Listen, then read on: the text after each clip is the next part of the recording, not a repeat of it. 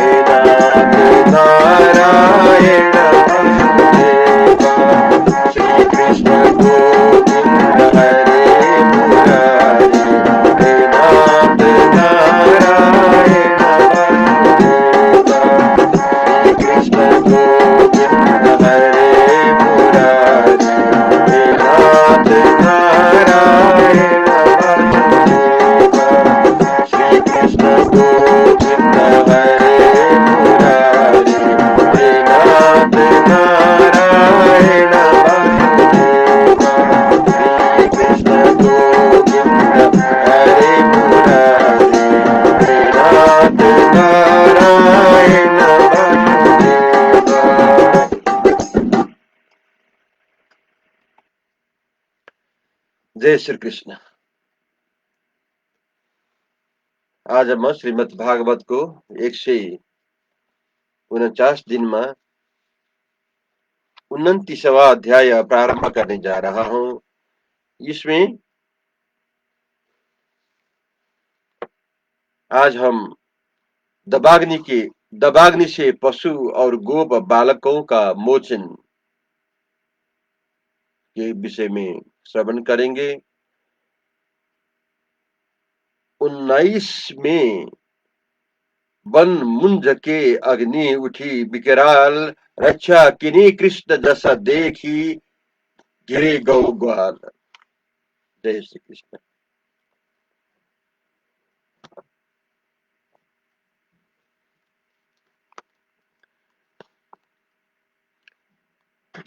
सबैलाई नमस्कार।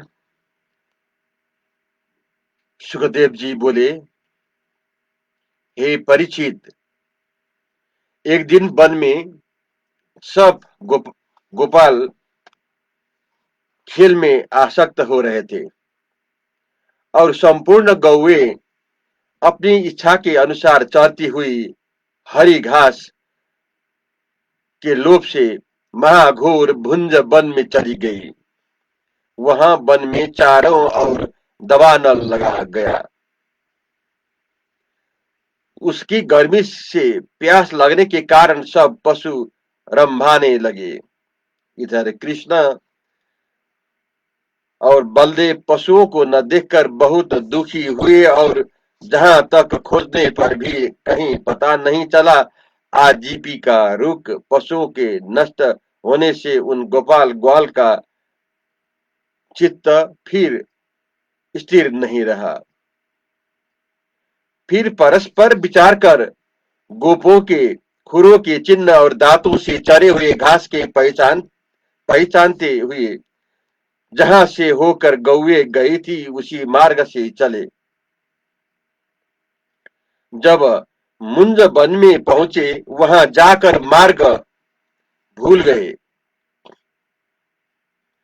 क्योंकि जो मार्ग सीधा था वह अग्नि अग्नि से रुक गया था। इतने में ही थोड़ी सी गौओं का झुंड देखा।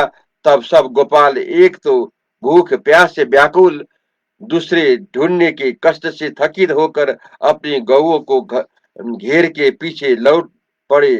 जो गौएं इधर उधर रह गई और दूर चल रही थी। उनको श्री कृष्ण भगवान ने मेघ समान गंभीर वाणी से नाम लेकर बुलाया। तब अपना अपना नाम सुनकर वो गौए प्रसन्न होकर रम्भाने लगी। रम्भाने का कारण यह था कि बीच में लगी हुई दवानल को गौए ने सूचित किया कि हम आपकी वाणी सुनकर आ नहीं सकते। वह बड़ी भयानकता से चारों ओर वनवासी जीवों को जलाने वाली भारी दवानल लग रही थी। चारों ओर से आती हुई उस दवाग्नि को देखकर गौए और गोप डर कर श्री कृष्ण के पास आकर बोले, हे कृष्ण, हे राम, यह दवाग्नि हम सबको भस्म किए डालती है। इसी समय आपकी शरण आए हुए हम सबको रक्षा करना आपको योग्य है।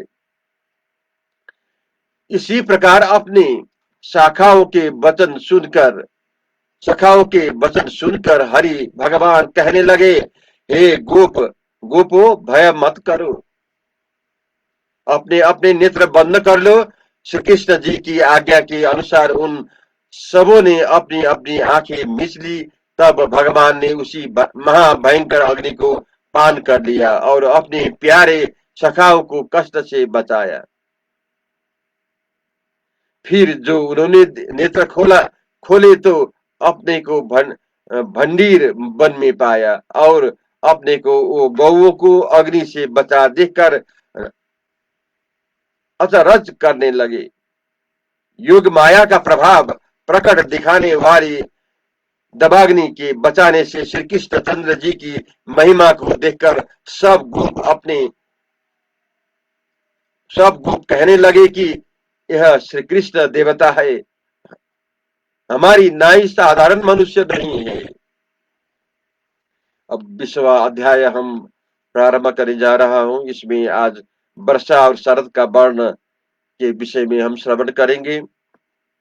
विषय में विषहे में वर्णन कियो वर्षा शरद सुखारी, जिमी क्रीड़ा सुखम करी श्री बल और मुरारी। सुखदेव जी बोले, हे राजन, श्री कृष्ण बलराम इन दोनों भाइयों का अद्भुत कर्म दबाग्नि से बचाना और प्रलंबासुर का वध, सब गोपों ने अपनी स्त्रियों के प्रति वर्णन किया। तब वृद्ध गोप और गोपियां ने यह बात सुनकर अचरज माना और ब्रज में प्राप्त हुए। रामकृष्ण को परम देवता समझा।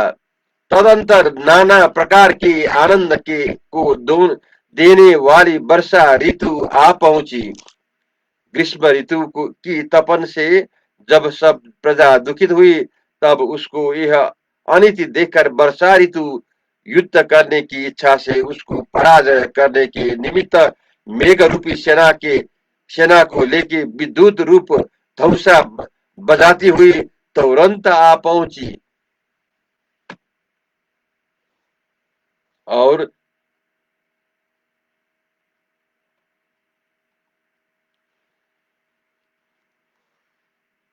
सर्वत्र अपना अधिकार जमा लिया। जैसे राजा समय पर प्रजा से कर लेकर अकाल आने पर उसी धन से प्रजा की रक्षा करता है, ऐसे सूर्य नारायण की 8 महीने पर्यंत पृथ्वी का जल रूप धन अपनी किरणों को द्वारा लेकर वर्षा ऋतु आने पर बरसाते हैं। जैसे किसी कामना के अर्थ तप करने वाले पुरुष का शरीर दुबला होकर फिर काम सिद्ध होते ही शरीर पुष्ट हो जाता है, ऐसी ही ग्रीष्म ऋतु से संतप्त हुई पृथ्वी को इंद्र ने जल वर्षा कर जब सोचा तो वर्षा ऋतु का जल पीने से पृथ्वी पुष्ट हो गई। वृक्षों में भांति भांति के फूल लगने लगे, चारों ओर हरियाली छा गई। इस प्रकार पके हुए खजूर, आम, जामुन आदि फलों से युक्त हुए समृद्धिमान उस वृंदावन की शोभा देखकर बलराम और ग्वाल वालों को साथ ले श्री कृष्ण चंद्र जी की गौ चराने को गए। बनवासी आनंद में मग्न थे। वृक्षों की पंक्तियों में रस टपकता था, पर्वतों से जल की धाराएं बहती थी, उन धाराओं का गड़गड़ाहट शब्द हो रहा था। समीप में जो गुफाएं थी उनको देख सब सखा ओ कृष्ण जी प्रसन्न हो रहे थे। कहीं वृक्ष की खोह में, कहीं पर्वत की गुफा में वर्षा होने के समय खेल करते थे और कंदमूल फल खाते थे। कभी जल के समीप शिला पर बैठ अपने 7 सखाओं और बलदेव सहित श्री कृष्ण चंद्र घर से आया हुआ दही भात खाते थे। उस समय बैल गाय बछड़े पेट भर जाने से हरी हरी घास पर बैठ आंखें मीच जुंगारी करते थे। वर्षा ऋतु की बहार के देखकर श्री कृष्ण भगवान उनका बहुत मान करते थे। उधर वन में श्री कृष्ण जी विहार करते थे, इधर ब्रज में गोपियां विहार की व्याकुल थी। इस प्रकार ब्रज में श्री कृष्ण और बलराम देव जी ने की क्रीड़ा करते करते बदलों से निर्मल करने वाली और मंद मंद विविध सुगंध युक्त पवन चलाने वाली परम सुखदाई शरद ऋतु आई। शरद ऋतु में कमल उत्पन्न होने से कारण अत्यंत निर्मल और शीतल हो गया। जैसे योगी जनों की भ्रष्ट चित्त फिर योगाभ्यास करने से शुद्ध हो जाते हैं, जैसे भगवान की भक्ति चारों आश्रम वाले पुरुषों का क्लेश दूर कर रही है, ऐसे ही शरद ऋतु ने आकाश के बादल, जीवों का संकट, पृथ्वी की कीच, जल का मैल, इन चारों के दोषों को दूर कर किया। जैसे शांत आत्मा मुनिजन तृष्णा का परित्याग कर निर्मल हो शोभा देते हैं, ऐसे ही मेघ अपना सर्वस्व छोड़ श्वेत हो शोभा देने लगे। जैसे ज्ञानी पुरुष समय समय पर अपना ज्ञान रूपी अमृत सुपात्र को देखकर देते हैं, कुपात्र को नहीं देते। ऐसे ही पर्वत अपना मंगल रूप निर्मल जल कहीं कहीं तो झरनों से बहाते और कहीं कहीं नहीं भी बहाते हैं। थोड़े जल में विचरते हुए मत्स्य आदि जीव सरोवर के जल को प्रतिदिन घटते हुए नहीं जान सकते थे, जैसे कि मूड गृहस्थी पुरुष प्रतिदिन क्षीण हो जाती हुई आयु को नहीं जान सकते हैं। जैसे दरिद्री कृष्ण अजितेंद्रिय कुटुंबी पुरुष संसारी तप से पीड़ित रहते थे, ऐसे ही थोड़ी ही जल में रहने वाले जंतु सूर्य में ताप से तपे हुए जल से पीड़ित होने लगे। जैसे धीर पुरुष धीरे धीरे आत्मा से भिन्न देह पदार्थों में से समता को त्याग करते हैं, ऐसे ही सब लताओं में से कच्चापन जाता रहा। सहज सहज में सब स्थानों की कीच सूख गई। शरद ऋतु के आने से समुद्र इस प्रकार निश्चल जल वाला हो गया कि जैसे अंतकरण शांत हो जाने पर मुनिजन वेद की क्रियाओं से रहित हो जाते हैं। किसान लोगों ने अनेक मार्गों से जाते हुए जल को दृढ़ दृढ़ मेढ़ों में बांधकर खेतों में भर लिया।